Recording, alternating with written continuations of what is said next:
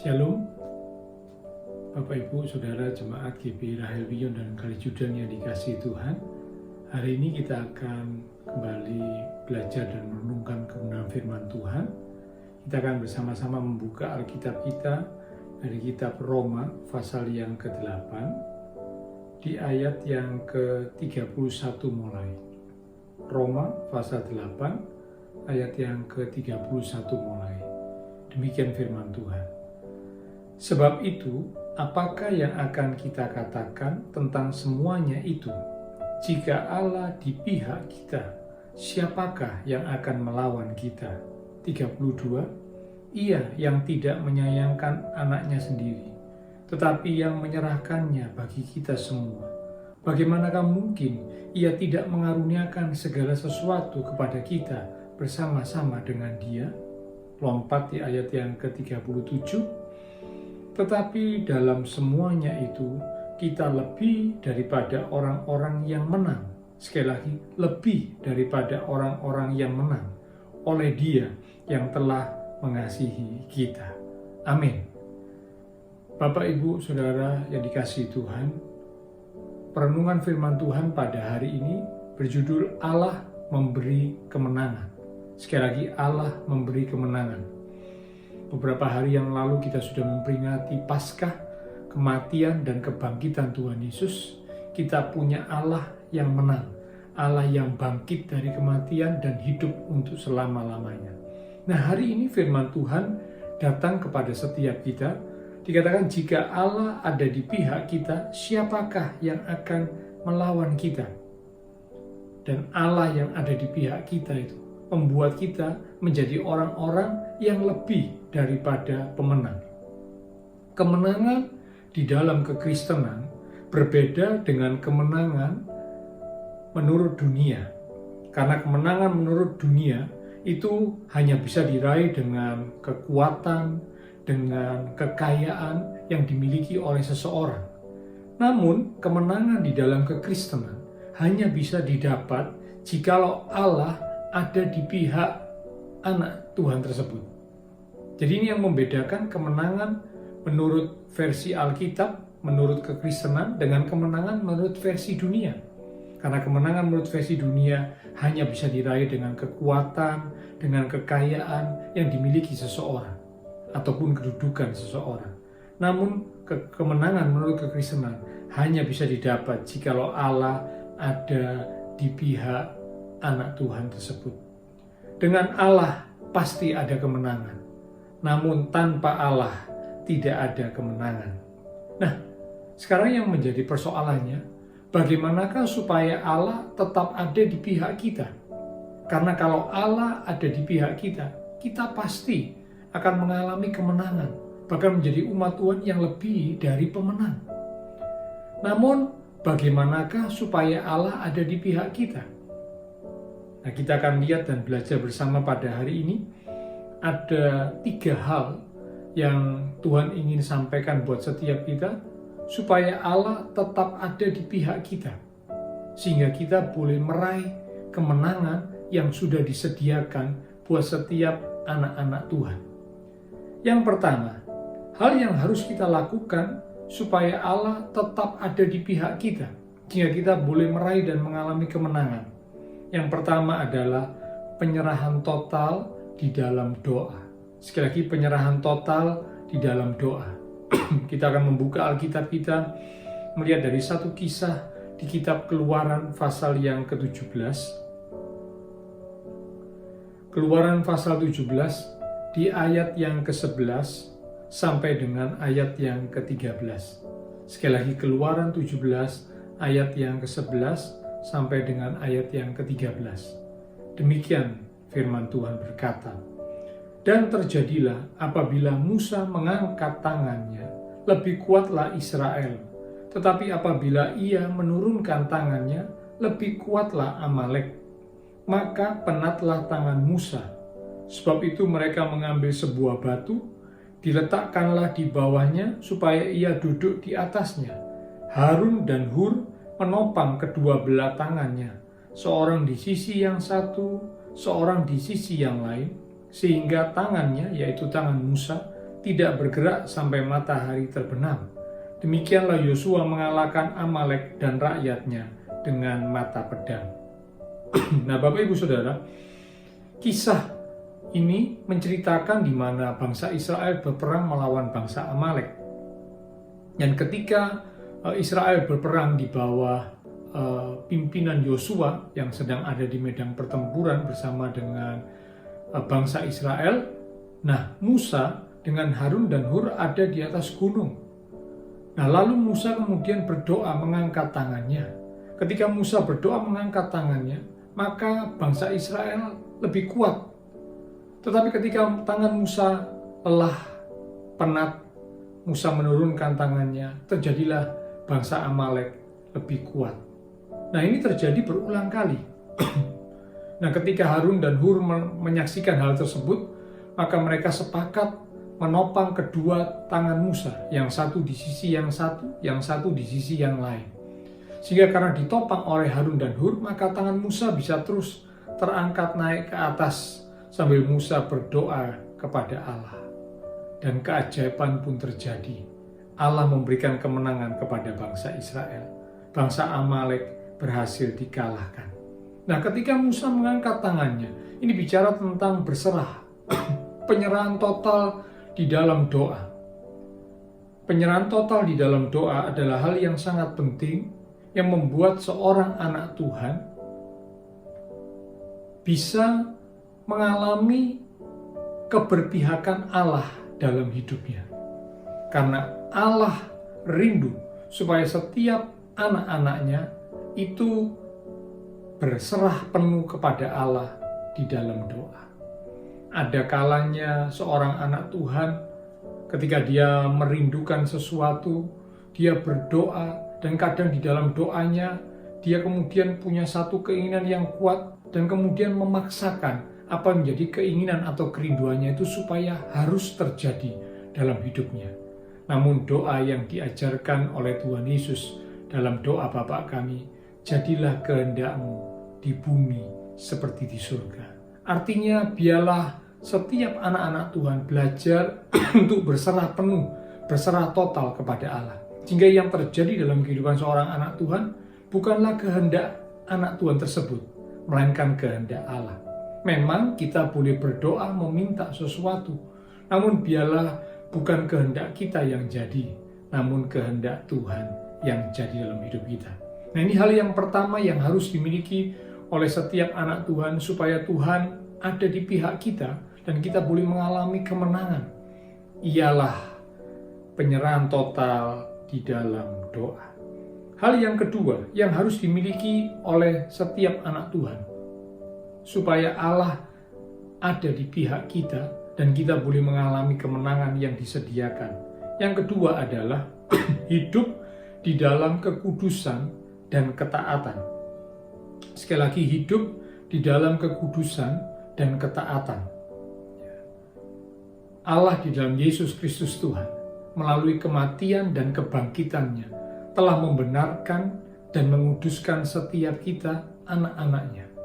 Nah, Tuhan ingin supaya kita yang sudah dikuduskan oleh pengorbanan Tuhan Yesus di atas kayu salib, dikuduskan oleh darah Kristus, supaya kita senantiasa hidup berjalan di dalam kebenaran, di dalam ketaatan akan perintah Tuhan, akan kehendak Tuhan. Mengapa? Karena itu menunjukkan kita menghargai pengorbanan Kristus buat kita. Kita menghargai karya Kristus yang sudah membenarkan dan menguduskan kita.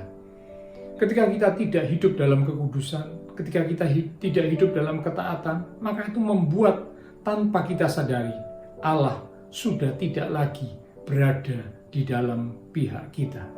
Satu kisah diceritakan dalam Alkitab di 1 Samuel pada pasal yang keempat. 1 Samuel pada pasal yang keempat di ayat yang ketiga mulai.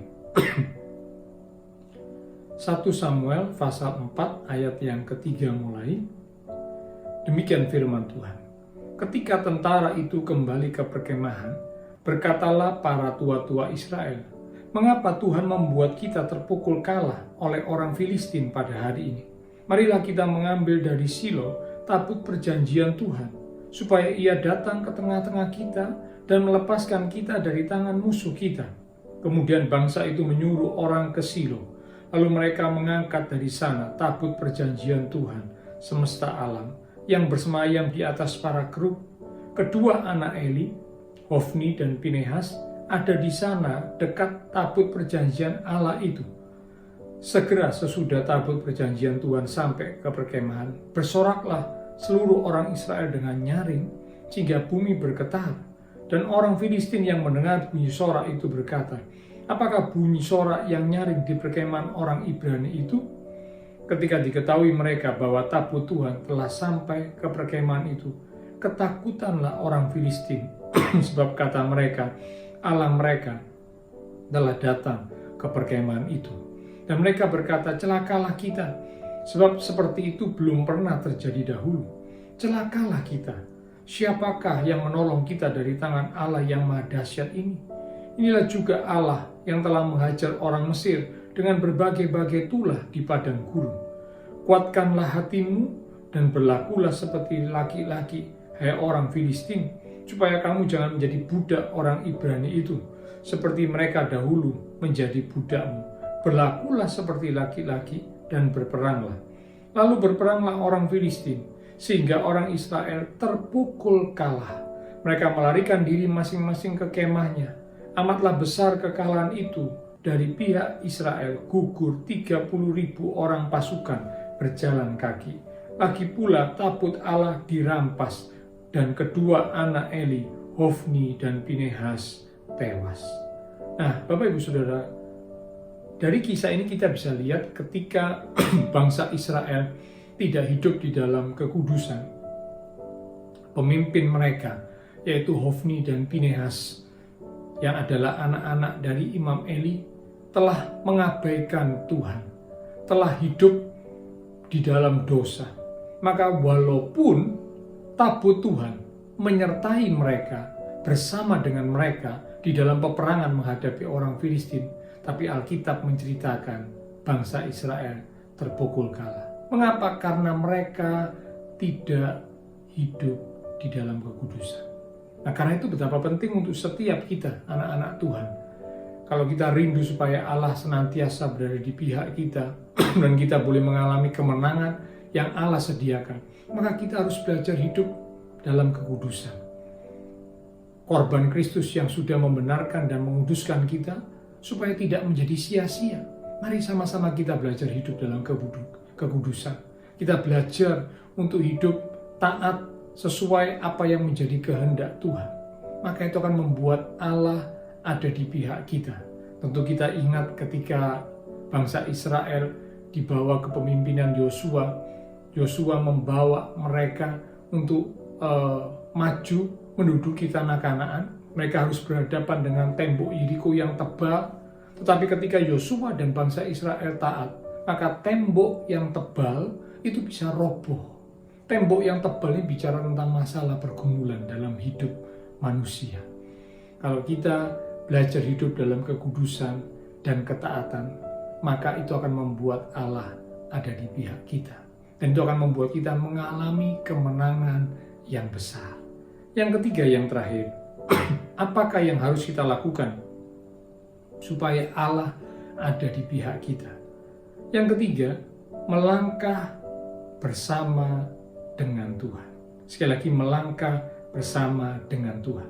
Kita akan baca dari 1 Samuel pasal 17. 1 Samuel pasal yang ke-17 di ayat yang ke-45 mulai. 1 Samuel pasal 17 di ayat yang ke-45 mulai. Demikian firman Tuhan. Tetapi Daud berkata kepada orang Filistin itu, engkau mendatangi aku dengan pedang dan tombak dan lembing. Tetapi aku mendatangi engkau dengan nama Tuhan semesta alam, Allah segala barisan Israel yang kau tantang itu. Hari ini juga Tuhan akan menyerahkan engkau ke dalam tanganku, dan aku akan mengalahkan engkau dan memenggal kepalamu dari tubuhmu. Hari ini juga aku akan memberikan mayatmu dan mayat tentara orang Filistin kepada burung-burung di udara dan kepada binatang-binatang liar. supaya seluruh bumi tahu bahwa Israel mempunyai Allah, dan supaya segenap jemaah ini tahu bahwa Tuhan menyelamatkan bukan dengan pedang dan bukan dengan lembing, sebab di tangan Tuhanlah pertempuran, dan Ia pun menyerahkan kamu ke dalam tangan kami. Ketika orang Filistin itu bergerak maju untuk menemui Daud, maka segeralah Daud berlari ke barisan musuh untuk menemui orang Filistin itu. Lalu Daud memasukkan tangannya dalam kantungnya, diambilnyalah sebuah batu dari dalamnya, diumbannya, maka kenalah dahi orang Filistin itu, hingga batu itu terbenam ke dalam dahinya, dan terjumuslah ia dengan mukanya ke tanah. Demikianlah Daud mengalahkan orang Filistin itu dengan umban dan batu. Ia mengalahkan orang Filistin itu dan membunuhnya tanpa pedang di tangan. Dari kisah ini kita bisa belajar ketika Goliat mewakili orang Filistin menantang barisan Israel, salah satu dari Israel supaya maju ke depan menghadapi Goliat, ya, mewakili masing-masing. Goliat mewakili Filistin, ada satu orang dari Israel yang mewakili bangsa Israel. Mereka duel, siapa yang menang itu akan menentukan nasib bangsa. Nah, ternyata dari pihak Israel tidak ada seorang pun yang berani maju, termasuk Raja Saul pun ketakutan. Namun ada seorang pemuda yang bernama Daud memberanikan diri untuk maju, melangkah maju bersama dengan Tuhan. Dan ketika Daud melangkah maju bersama dengan Tuhan, kemenangan terjadi. Secara pikiran manusia, Daud tidak mungkin bisa menang melawan Goliat. Namun Allah yang berkuasa, yang menolong Daud, membuat Daud bisa mengalahkan Goliat dan membuat bangsa Israel bisa mengalahkan Filistin. Yang ketiga yang perlu kita ingat supaya Allah senantiasa ada di pihak kita dan kita boleh mengalami kemenangan adalah melangkah bersama dengan Tuhan. Jangan pernah biarkan diri kita melangkah tanpa Tuhan. Karena tanpa Tuhan, kita tidak akan bisa mengalami kemenangan. Tantangan hari-hari ini yang sedang kita hadapi bersama adalah tantangan yang berat. Kesulitan yang besar dialami oleh banyak orang di muka bumi ini. Termasuk kita anak-anak Tuhan pun mungkin hari ini juga sedang menghadapi masalah, kesulitan, tantangan dalam hidup ini. Tapi mari, biarlah kita mau belajar bersama dari perenungan kebenaran firman yang kita terima bersama pada hari ini, di mana yang pertama Tuhan ingin supaya kita berserah penuh kepada Allah di dalam doa. Jangan lupa untuk tetap senantiasa berdoa, bangun hubungan dengan Tuhan, dekat Tuhan, lebih lagi mengandalkan Tuhan dan berserah penuh kepada Tuhan. Lalu kemudian yang kedua dikatakan hiduplah dalam kekudusan dan ketaatan. Dan yang ketiga yang terakhir, melangkahlah bersama dengan Tuhan. Kalau kita lakukan tiga hal ini, maka kita percaya Allah selalu ada di pihak kita. Nah, jikalau Allah di pihak kita, maka kita pasti akan mengalami kemenangan. Sesulit apapun, seberat apapun masalah pergumulan yang kita hadapi, jikalau Allah yang maha hebat, maha kuasa, maha dahsyat itu ada di pihak kita, kita pasti akan mengalami kemenangan. Mari kita akan berdoa. Terima kasih Tuhan Yesus. Hari ini kami boleh menerima pesan kebenaran firman bersama yang sudah kami dengar, di mana Tuhan ingin supaya kami senantiasa hidup berserah penuh kepada Tuhan di dalam doa. Kami menyerahkan seluruh pergumulan, seluruh kesulitan, bahkan menyerahkan seluruh hidup kami ke dalam tangan Tuhan. Karena kami yakin Engkau Allah yang tidak pernah meninggalkan kami. Engkau Allah yang tidak pernah membiarkan pencobaan, kesulitan melampaui kekuatan kami. Karena itu biarlah kami belajar untuk berserah penuh kepada Tuhan. Dan kami juga belajar untuk senantiasa hidup di dalam kekudusan dan ketaatan. Karena tanpa kekudusan kami tidak akan pernah mengalami pertolongan, penyertaan Tuhan di dalam hidup kami. Dan kami mau belajar untuk melangkah bersama dengan Tuhan. Kalau kami lakukan tiga ini sesuai dengan pesan firman yang kami terima, maka kami percaya kami akan mengalami kemenangan yang Tuhan sudah sediakan buat kami. Tantangan, masalah, pergumulan seberat apapun akan bisa kami hadapi, dan kami akan keluar sebagai pemenang, karena Allah yang menjamin kemenangan disediakan buat setiap kami. Kuatkan, teguhkan iman setiap kami, supaya kami tidak goyah, supaya kami tidak patah semangat, supaya kami tidak kehilangan pengharapan, namun pengharapan, iman, percaya kami senantiasa tertuju kepada Tuhan. Terima kasih Tuhan Yesus, biarlah berkat, anugerah, damai, sukacita yang melimpah dari Allah Bapa Surgawi, kasih Tuhan Yesus Kristus, dan persekutuan dengan kuasa Roh Kudus akan terus memimpin menuntun langkah kehidupan setiap kita. Itu terus menyertai kita sekalian mulai hari ini sampai Maranatha Tuhan Yesus datang kembali. Di dalam nama Tuhan Yesus Kristus kami sudah berdoa. Amin.